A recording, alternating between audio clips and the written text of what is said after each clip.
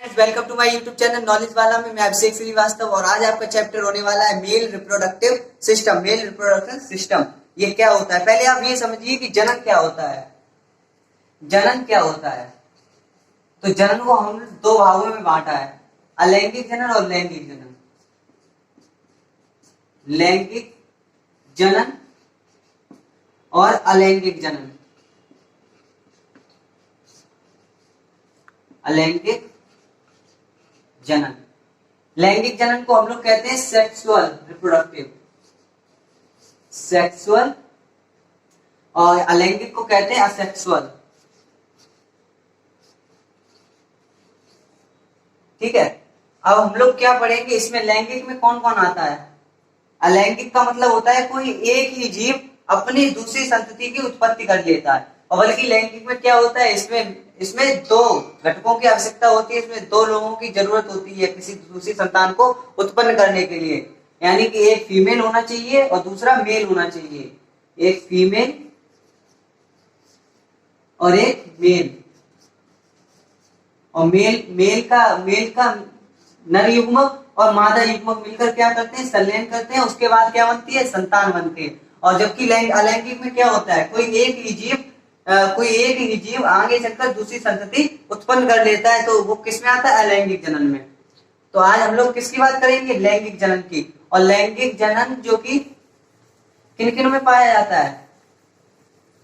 ये पाया जाता है पेड़ पौधों में और मनुष्यों में, जीव जंतुओं में। जीव जंतुओं में और पेड़ पौधों में। तो पेड़ पौधों तो हम लोग आज पढ़ेंगे मेल रिप्रोडक्टिव, मतलब नर जनन तंत्र। नर जनन तंत्र पढ़ेंगे। तो नर जनन तंत्र को हमने दो भागों में बांटा है। नर जनन तंत्र को भी हमने दो भागों में बांटा है,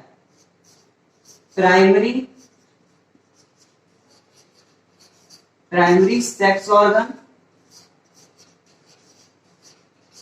और secondary sex organ. Secondary sex organ. Primary मतलब प्राथमिक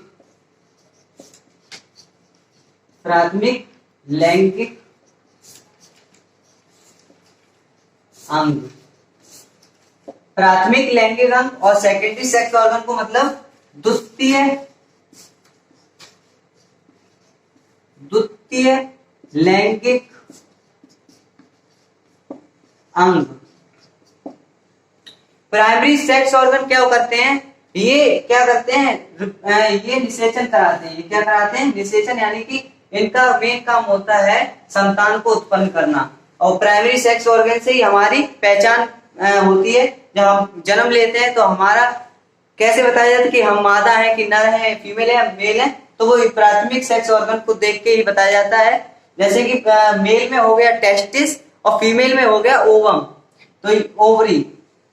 फीमेल में हो गया ओवरी और मेल में हो गया टेस्टिस। ये दो हैं हम दोनों के प्राइमरी सेक्स ऑर्गन। तो इनसे हमारी पहचान की जाती है कि हम मेल हैं कि फीमेल हैं। और ये द्वितीय सेक्स ऑर्गन यानी सेकेंडरी सेक्स ऑर्गन क्या करते हैं? ये हमारी जनन में सहायता करते हैं। ये हमारी जनन में सहायता करते हैं। और ये क्या करते हैं? ये जनन करते हैं। ये जनन करते हैं और ये जनन में सहायता करते हैं। ठीक है, तो हम लोग अब पढ़ेंगे प्राइमरी सेक्स ऑर्गन, उसके बाद secondary sex organ.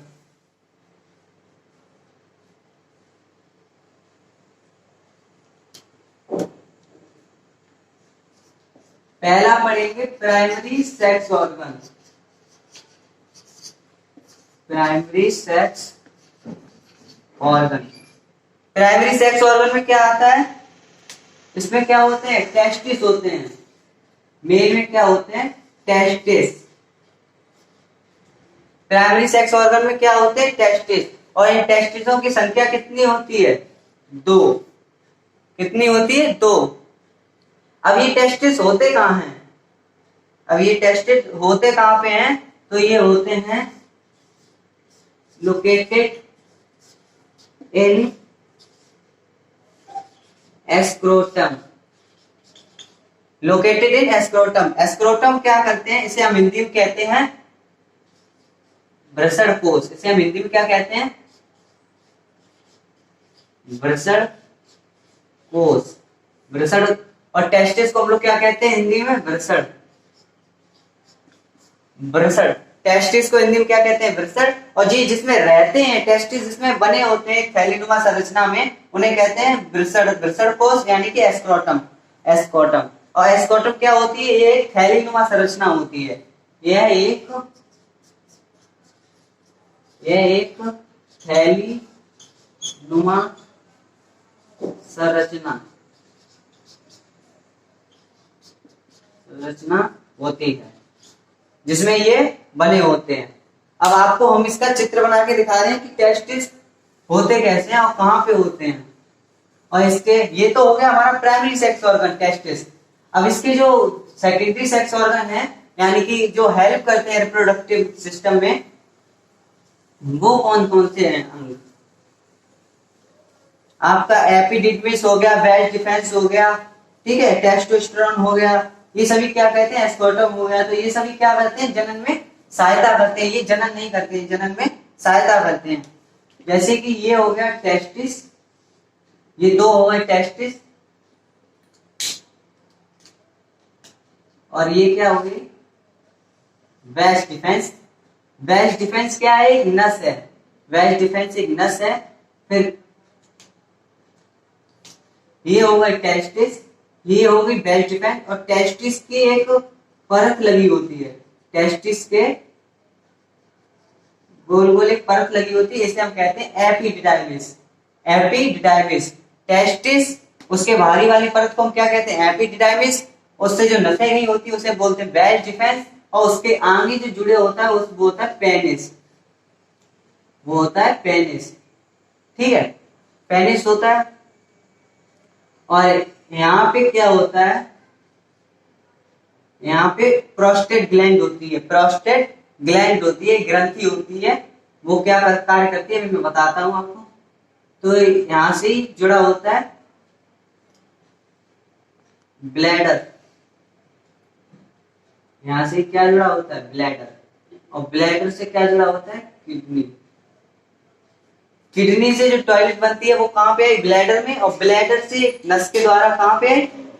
Prostate gland से सीधा पेनिस से बाहर। तो हम लोगों को समझना क्या है कि जब इस जो ये है टेस्टिस है, इस टेस्टिस में क्या बनता है? स्पर्म बनता है। ये हो गया टेस्टिस, ये होगा एपिडिडाइमिस, एपिडिडाइमिस। ये हो गई हमारी नस वेज डिफेंस, वेज डिफेंस। और ये हो गया हमारा पेनिस। पेनिस को हिंदी में कहते हैं सिसन।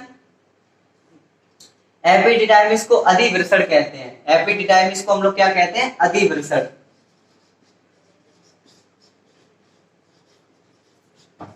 और जिस ये थैलीनुमा संरचना में होते हैं इसे कहते हैं एस्क्रोटम। इसे हम क्या कहते हैं? एस्क्रोटम, यानी कि वृषण कोश। जिस वृषण है और वो जिसमें रहेंगे वो वृषण कोश हो गया, ठीक है।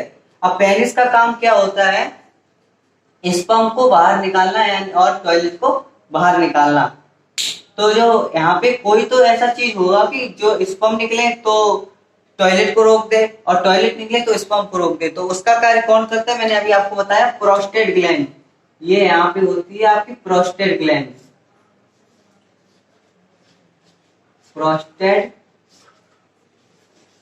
Gland, prostate gland. Prostate gland का कार्य क्या होता है कि वो जब स्पर्म निकले तो टॉयलेट को रोक दे और टॉयलेट आए तो स्पर्म को रोक दे, ठीक है। आप ये समझ गए कि ये जो टेस्टिस होते हैं, टेस्टिसों की संख्या कितनी होती है? दो। उनके बाहरी वाली परत को क्या कहते हैं? एपिडिडाइमिस, ठीक है। उससे एक नस गई होती है, उसे क्या कहते हैं? Vas defence.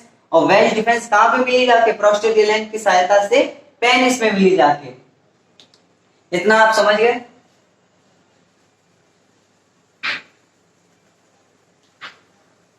किसी को कोई दिक्कत हो तो आप कमेंट बॉक्स में लिख के बता सकते हैं। अगर मुझे आता हो तो मैं मदद करूंगा उसे बताने में।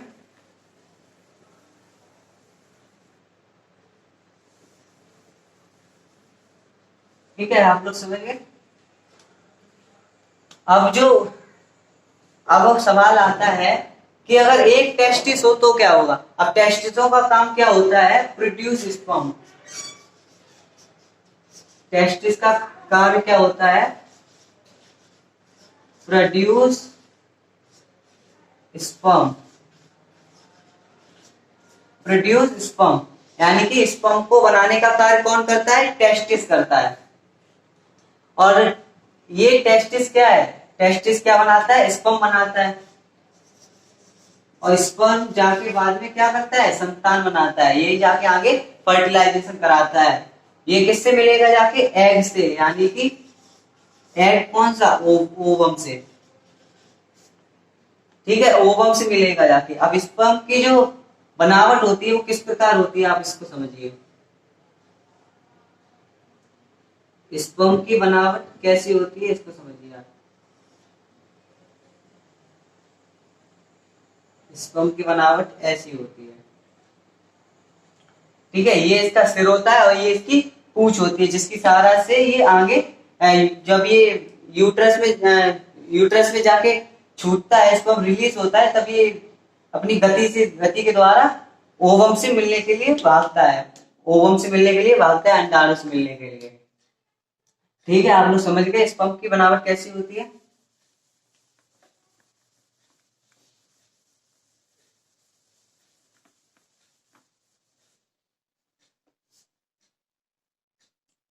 स्पर्म की बनावट समझ गए आप लोग। ये कहाँ पे पाए जाते हैं, वृषण कोश यानी कि एस्कोटम में। अब ये जो टेस्टिस होते हैं, जब हम लोग भ्रूण अवस्था में होते हैं, भ्रूणी अवस्था में होते हैं हम लोग जब, तब ये हमारे पेट में ही होते हैं। जो इस प्रकार से थैली होती है जिसमें दो टेस्टिस होते हैं, वो हमारे पेट में ही होते हैं। वो हमारे पेट में ही होते हैं। कब होते हैं, जब हम भ्रूणी अवस्था में होते हैं। और ये कब तक रहते हैं, ये पेट में ही हमारे 7 महीने तक। और उसके बाद जब हम जन्म लेते हैं, कुछ दिनों बाद ये बाहर निकल आते हैं। ठीक है, कुछ दिनों बाद ये बाहर निकल आते हैं। कहाँ पे आ जाते हैं, बाहर, दो टांगों के बीच में, यहाँ पे। ठीक है, तो ये कब बाहर निकल आते हैं, 7 महीने के बाद, जब हम भ्रूणी अवस्था में होते हैं। 7 महीने के बाद ये बाहर आना स्टार्ट कर देते हैं। तब तक हमारे कहाँ पे होते हैं, पेट में ही होते हैं। ठीक है, अब ये बाहर ही क्यों होते हैं, अंदर क्यों नहीं होते हैं। क्वेश्चन है कि टेस्टिस अंदर क्यों नहीं होते, बाहर ही क्यों होते हैं। तो इसका सिंपली से जाके हमारे जो डिग्री है, हमारे जो शरीर का टेम्परेचर है 37 डिग्री है। एक समान का रहता है हमारा डिग्री 37 डिग्री, ठीक है, सेल्सियस। अभी हमारे पेट में इस वजह से नहीं होते हैं क्योंकि हमारे शरीर का टेम्परेचर तो 37 डिग्री है। और इन्हें टेस्टिस को या स्पर्म बनाने के लिए कितना चाहिए होता है, टेस्टिस को स्पर्म बनाने के लिए कितनी डिग्री टेम्परेचर चाहिए होता है, वो होता है 30 से नहीं 25 से 30 का, 25 से 30 डिग्री का। और हमारे शरीर का कितना होता है, 37 डिग्री। तो क्या होता है, अगर हमारे पेट में होंगे तो स्पर्म बन ही नहीं पाएंगे। और स्पर्म बनेंगे भी तो वहीं पे मर जाएंगे, क्योंकि वो उन्हें ठंडा थोड़ा पसंद है।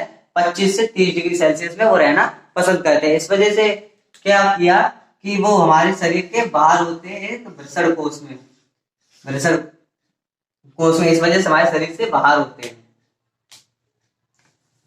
आप लोग समझ गए।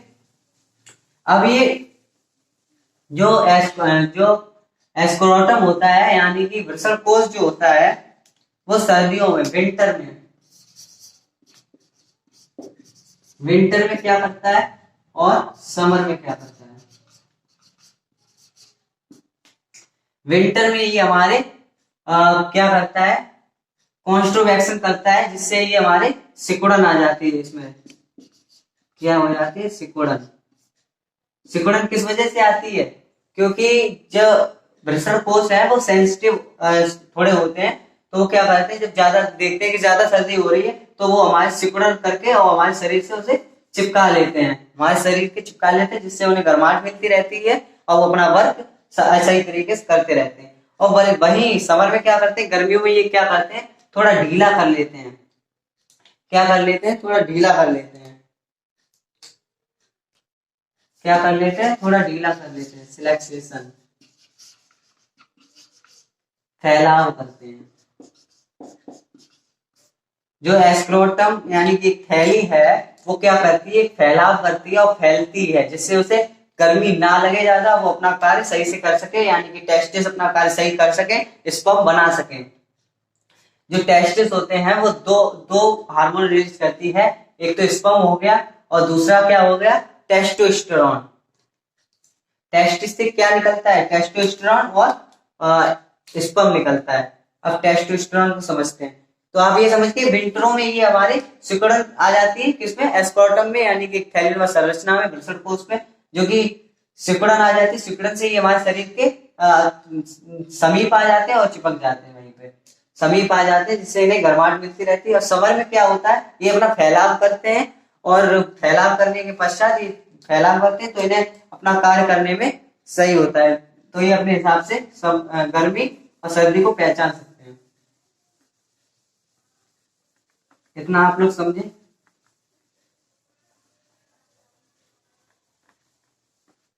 चलिए और देखिए, अब किस जीव में वृषण कोष नहीं पाया जाता है। एक क्वेश्चन बनता है कि किस जीव में वृषण कोष नहीं पाया जाता है, किस जीव में वृषण कोष नहीं पाया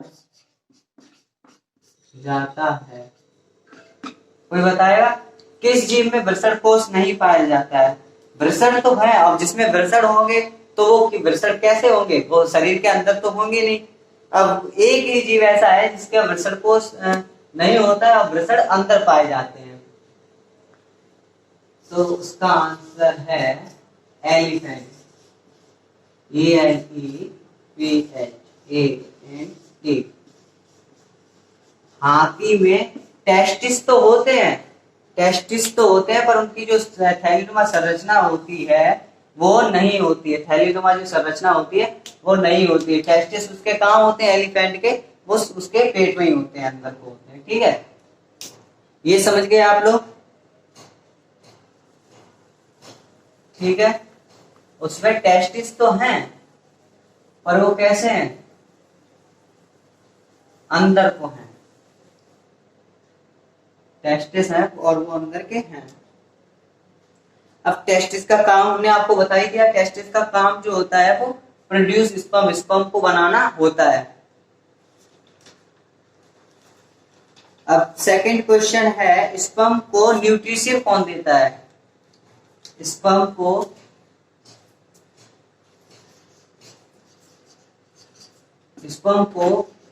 पोषण कौन देता है, पोषण कौन देता, स्पर्म को पोषण कौन देता है, स्पर्म को पोषण कौन देता है। तो वो देता है, एक नस होती है, एक कोशिका होती है, सार्टोली कोशिका। कौन सी, सार्टोली सेल, सार्टोली सेल।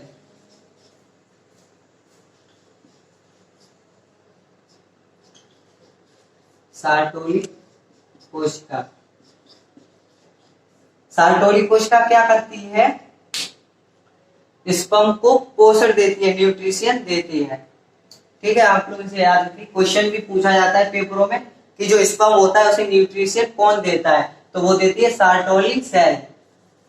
वहीं पे होती है सार्टोली सेल, वो क्या करती है, स्पर्म को न्यूट्रिशन पोषण देती है। इसके बाद हम देखते हैं अधिवृषण क्या करता है, एपिडिडाइमिस। मैंने आपको बताया कि ये जो टेस्टिस होते हैं, ये बाहरी परत को क्या कहते हैं, एपिडिडाइमिस, यानी कि अधिवृषण। ये होता है वृषण और ये बाहरी परत क्या होती है, अधिवृषण।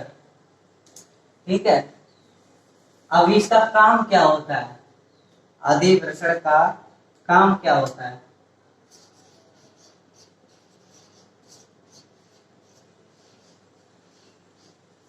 अधिवृषण, अधिवृषण क्या करता है, sperm store in temporary form. इस अधिवृषण क्या करता है? Sperm store in temporary form. Temporary form में स्पर्म को बनाए रखता है टेम्परेरी फॉर्म में, यानी कि टेस्टिस बनता रहेगा, वो कहाँ पे जाके स्टोर होता रहेगा? अधिवृषण में।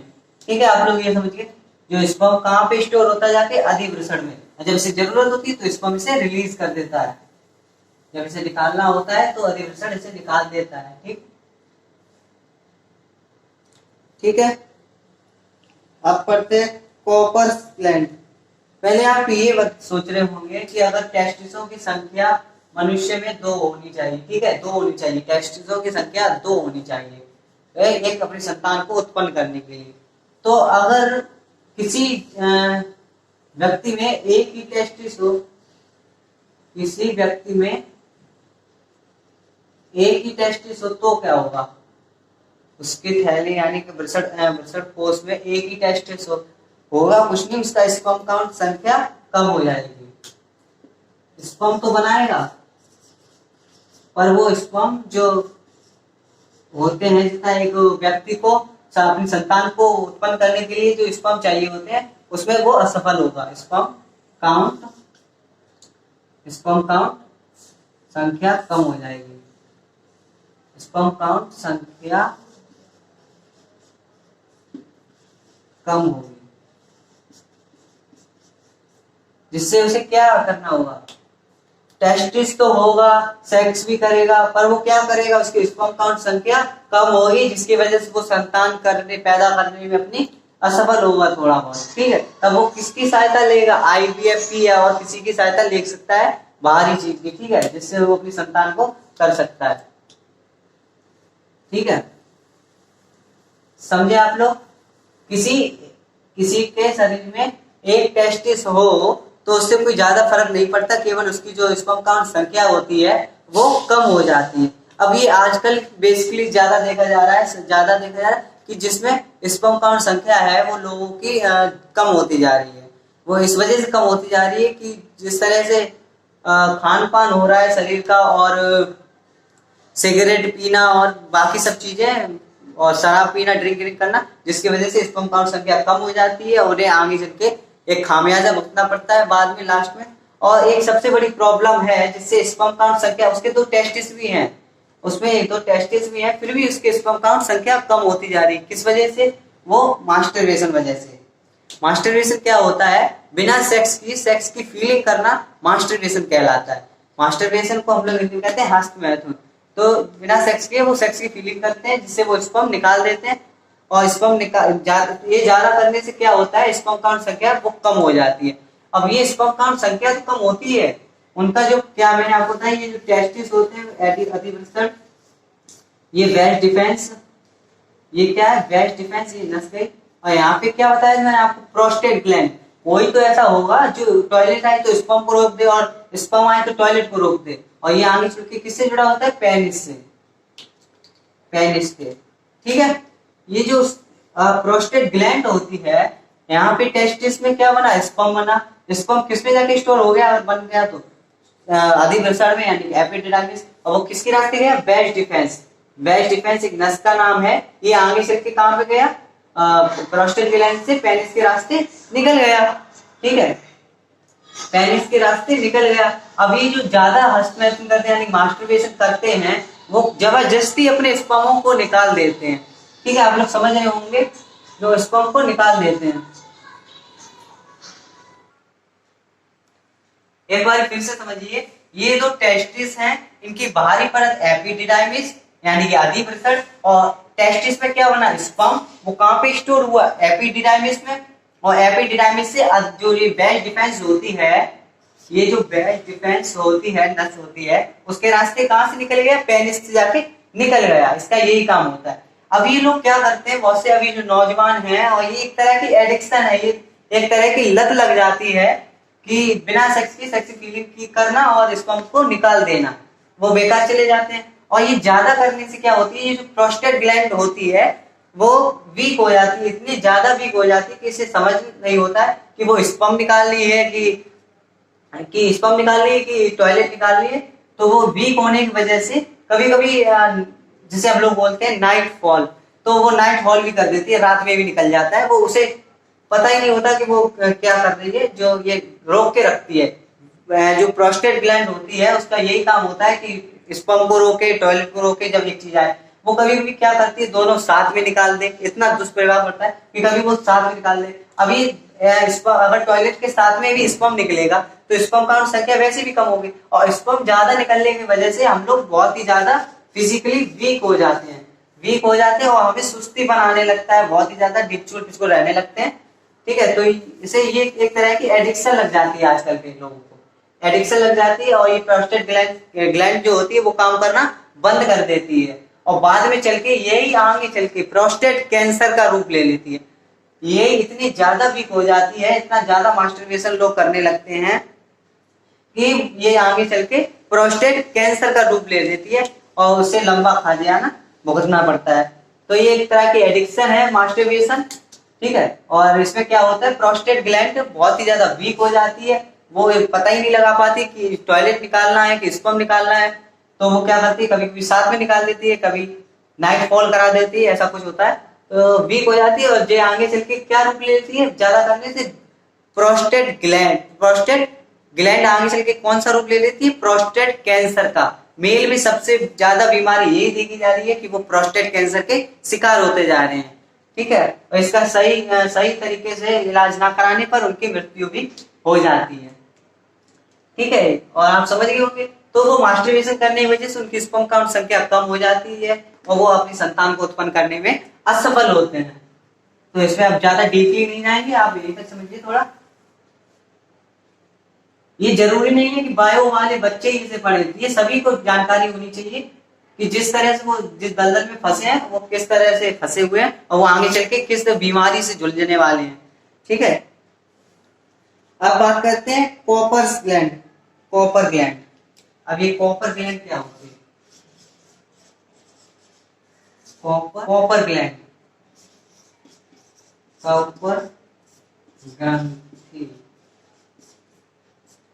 कॉपर ग्रंथि क्या होती है? कॉपर ग्रंथि क्या होती है, सेक्स के दौरान एक चिपचिपा पदार्थ निकलता है जिसे हम कहते हैं कॉपर ग्रंथि से निकलता है एक चिपचिपा, यानी कि संभोग के दौरान निकलने वाला एक प्रकार का चिपचिपा पदार्थ,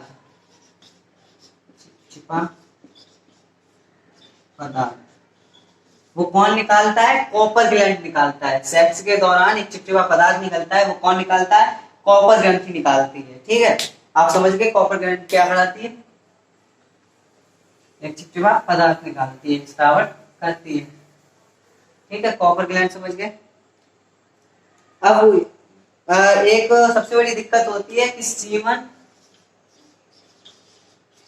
सीमन और स्पर्म में क्या अंतर है, सीमन और स्पर्म में क्या अंतर है। देख ले, थोड़ा अपनी क्वालिटी थोड़ा बढ़ा लीजिएगा, क्योंकि यहाँ पे साफ तरीके से नहीं दिख रहा होगा, क्योंकि साफ करने में थोड़ी दिक्कत आ रही है, साफ नहीं हो रहा सही से। तो सीमन को हम लोग सीमन और स्पर्म को समझने में बहुत ज्यादा डिफिकल्टी होती है, तो आज आप समझिए। सीमन मतलब, सीमन को हम लोग हिंदी में कहते हैं वीर्य, सीमन को हम लोग हिंदी में कहते हैं वीर्य, और स्पर्म को कहते हैं शुक्राणु। ठीक है, अब वीर्य और सीमन में शुक्राणु में, वीर्य और शुक्राणु में अंतर समझिए। देखिए, जब वीर्य में क्या होता है, स्पर्म होते हैं, जो वीर्य निकलता है हमारे टेस्टिसों से, तो उसी में क्या होता है, शुक्राणु होता है। ठीक है, यानी कि जो आपका निकलेगा जो एक संतान के लिए, तो उसे कहते हैं पहले सीमन कहते हैं, और सीमन में ही क्या होते हैं, स्पर्म होते हैं। सीमन में क्या होते हैं, स्पर्म होते हैं। तो समझ गए होंगे आप। ठीक है, सीमन में ही क्या होते हैं, स्पर्म होते हैं। सीमन यानी कि पूरा आपका आ गया जो टेस्टिसों से निकलता है, है, और उसमें भी अगर हम लोग देखेंगे तो उसमें स्पर्म पाए जाते हैं, यानी कि वीर्य में शुक्राणु पाए जाते हैं। तो इसमें कोई खास अंतर है नहीं, आप लोग समझ गए होंगे। ठीक है, वीर्य में क्या पाए जाते हैं, शुक्राणु पाए जाते हैं।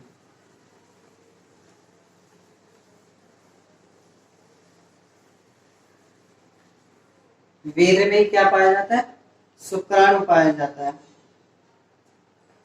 अब ये जो स्पर्म होता है, अब ये जो वीर्य होता है वो कैसा होता है, क्षारीय होता है या अम्लीय होता है।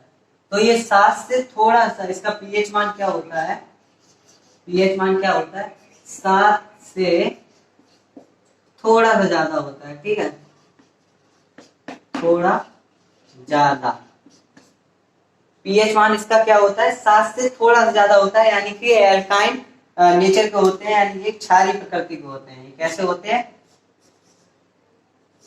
क्षारीय प्रकृति के, क्षारीय प्रकृति के। कैसा होता है, ये क्षारीय प्रकृति के होते हैं। अब जो हमें अपनी संतान उत्पन्न करने के लिए कितना चाहिए होता है, सीवम यानी कि वीर्य कितना चाहिए होता है। जो सीमन होता है, जो वीर्य होता है वो कितना होना चाहिए जिससे हम अपनी संतान को उत्पन्न कर सके, तो वो होता है 3 ml। 3 ml में कितने स्पर्म होते हैं, ठीक है, 3 ml में देखिए सीमन था, वीर्य था, वो कितना चाहिए हमें संतान को उत्पन्न करने के लिए, 3 ml। और वो भी जो 3 ml होगा वीर्य होगा उसमें कितने स्पर्म होंगे, तो वो होंगे 30 मिलियन के करीब, 30 मिलियन के करीब।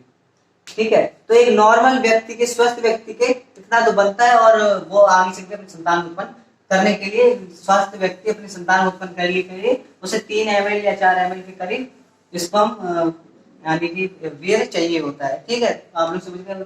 जो स्पर्म का जीवन काल होता है, जो वो निकलता है तो उसका जीवन काल होता है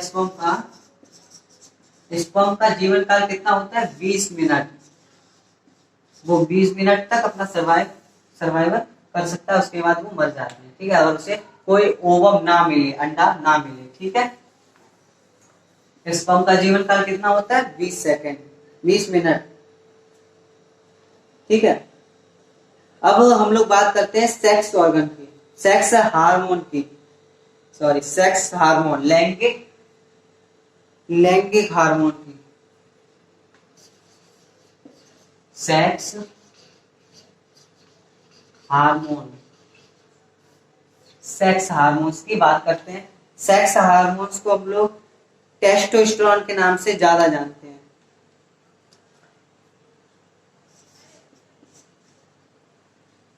सेक्स हार्मोन क्या होते हैं, जो हमारी सेक्स करने की क्षमता को बढ़ाएंगे उन्हें हम सेक्स हार्मोन कहते हैं। Androgen hormone.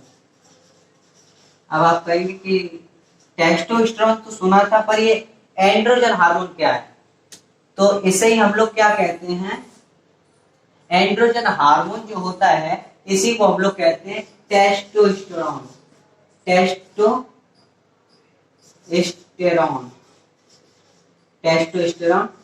हार्मोन,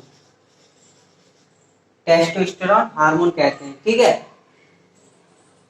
अब ये टेस्टोस्टेरोन हार्मोन करता क्या है, टेस्टोस्टेरोन हार्मोन करता क्या है, प्रजनन क्षमता को बढ़ाता है। ये क्या करता है, प्रजनन क्षमता को बढ़ाता है, प्रजनन क्षमता को बढ़ाता है।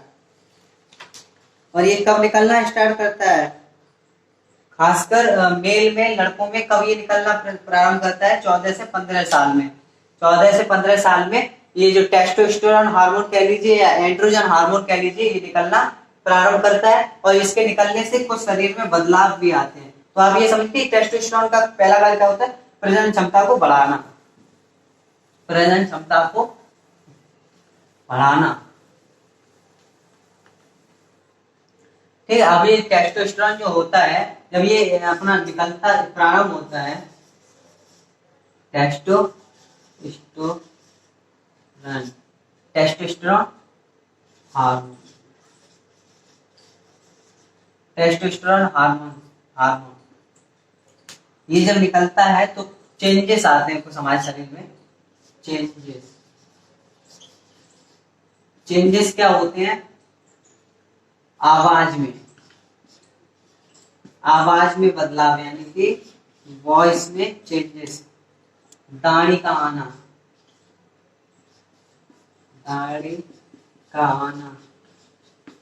मूंछ, ठीक है, दाढ़ी का आना यानी कि शेव, ठीक है। आवाज, यानी आवाज में क्या चेंजेस आते हैं? जो लड़के के जब टेस्टोस्टेरोन हार्मोन निकलना प्रारंभ होता है तो वो क्या, आवाज उनकी थोड़ी भारी होने लगती है, और वहीं अपोजिट में फीमेल की आवाज कैसी होने लगती है? पतली होने लगती है, जब उनका एंड्रोजन हार्मोन स्त्रावण होने लगता है। महिलाओं में एंड्रोजन हार्मोन और लड़कों में टेस्टोस्टेरोन हार्मोन निकलता है जब वो यौवनावस्था में आने लगते हैं, ठीक है, यानी किशोरावस्था में आने लगते हैं। जब वो टेस्टोस्टेरोन हार्मोन जब स्त्रावण होता है, अब ये स्त्रावण होने पर क्या करते हैं, वो परिपक्व होने लगते हैं अपनी प्रजनन क्षमता के लिए, ठीक है, आगे के लिए।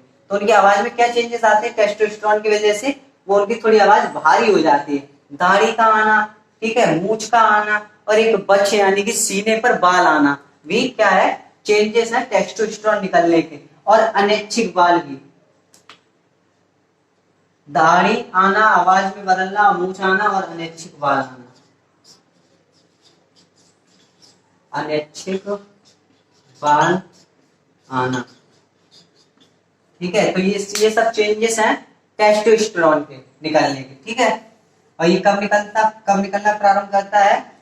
14 से 15 एज के बीच, ठीक है, 14 से 15 एज में निकलना प्रारंभ करता है। समझे आप? थोड़ा अगर कोई दिक्कत हो रही हो तो मुझे कमेंट बॉक्स में लिख के बताइएगा, मैं उसे बता दूंगा कि आपको कोई प्रॉब्लम है, ठीक है। अब बात करते हैं, ठीक है, स्पर्म में एक प्रकार की शुगर पाई जाती है। स्पर्म में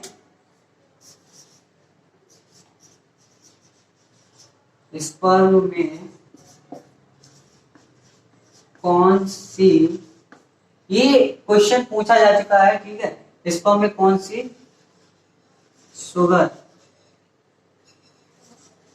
पाई जाती है, यानी कि शर्करा कौन सी पाई जाती है? Question mark. चलिए बताइए आप, अगर किसी को आ रहा है तो वो कमेंट बॉक्स में लिख के बताएगा, ठीक है। स्पर्म में कौन सी शुगर पाई जाती है? स्पर्म में कौन सी शुगर पाई जाती है? कौन सी पाई जाती है? फ्रक्टोज। स्पर्म में कौन सी शुगर शर्करा पाई जाती है? तो वो पाई जाती है फ्रक्टोज। फ्रक्टोज एक प्रकार की शुगर है जो कि स्पर्म में पाई जाती है, और ये कैसा होता है? कार्बोहाइड्रेट पदार्थ का होता है। ये कैसा होता है? कार्बोहाइड्रेट प्रकार का होता है। फ्रक्टोज जो होता है वो एक तरह का कार्बोहाइड्रेट पदार्थ होता है शुगर का, ठीक है। तो आप समझे कि कौन सा पाया जाता है स्पर्म में, शुगर कौन सी पाई जाती है, शर्करा कौन सी पाई जाती है? तो वो पाई जाती है फ्रक्टोज, जो कि एक कार्बोहाइड्रेट पदार्थ है, ठीक है, कार्बोहाइड्रेट होता है, ठीक है। आप लोग यहां तक समझे? किसी को कोई दिक्कत? मुझे नहीं लगता आपको कोई दिक्कत होगी, ठीक है। एक बार आप फिर से समझिए, शुरू से लेकर बता रहे मैं आपको।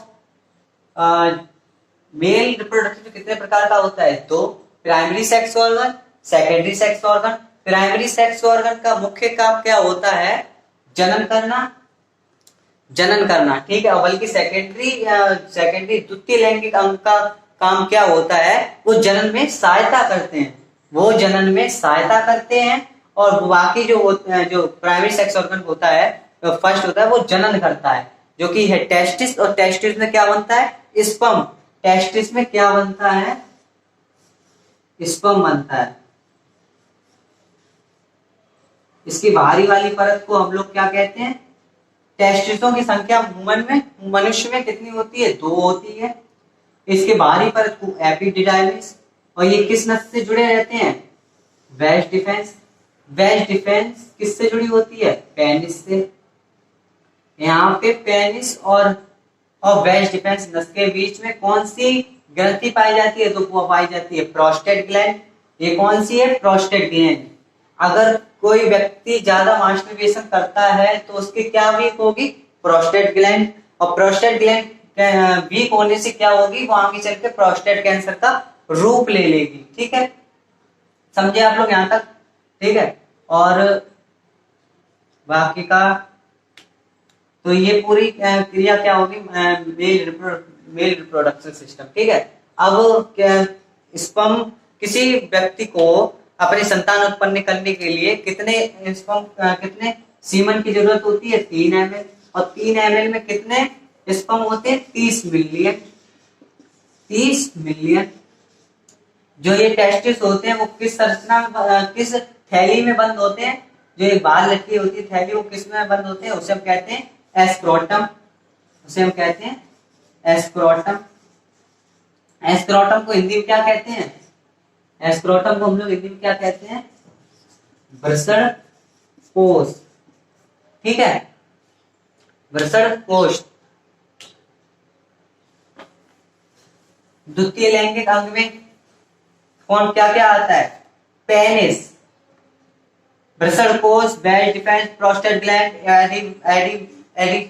अधिवृषण यानी कि एपिडिडाइमिस, ये सब क्या है, सेकेंडरी सेक्स ऑर्गन है। ये जनन में सहायता करते हैं, ये जनन नहीं करते हैं। ठीक है, किसी व्यक्ति में एक टेस्टिस हो, किसी व्यक्ति में एक टेस्टिस हो तो क्या होगा, उसकी स्पर्म काउंट संख्या कम हो जाती है, वो अपनी संतान को उत्पन्न करने में नाकाम रहता है। ठीक है, फिर वो अलग अलग तकनीकों की सहायता लेता है जिससे वो आगे चल के अपनी संतान को उत्पन्न कर सकता है। इसी प्रकार की एक तकनीकी है IVF। इस आपको बता दूं, एक प्रकार की तकनीकी है IVF।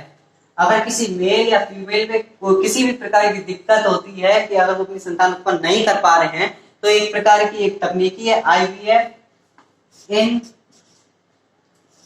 Vitro fertilisation.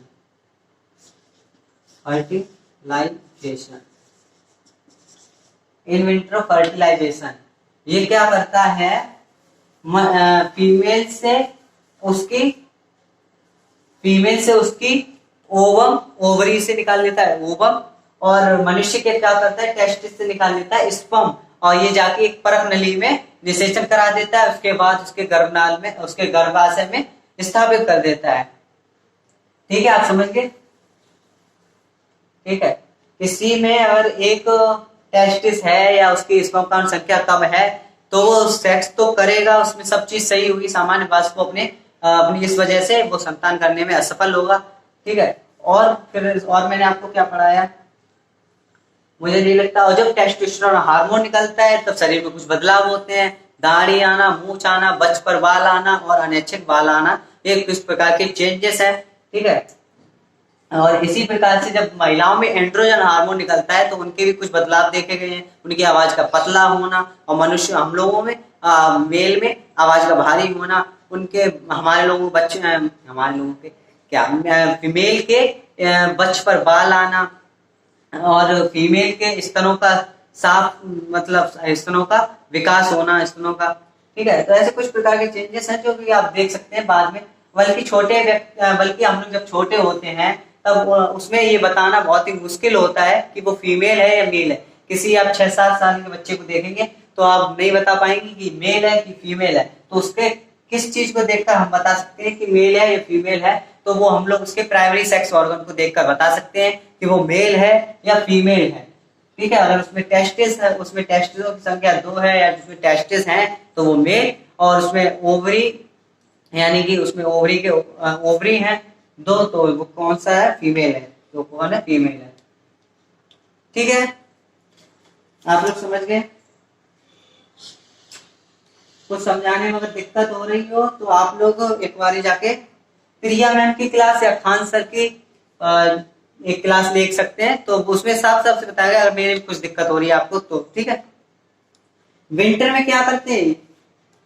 विंटर में जो टेस्टिस होते हैं उनमें कॉन्ट्रोडक्शन आने लगता है, सिकुड़न आने लगती है, और वो पेट के समीप जाके चिपक जाते हैं, थोड़ा पेट के जाके समीप लग जाते हैं, जिससे उन्हें गर्माहट मिलती रहती है और वो आराम से बने रहते हैं। वो अपने टेस्टिस बना सकते हैं, टेस्टिस यानी कि स्पर्म बना सकते हैं।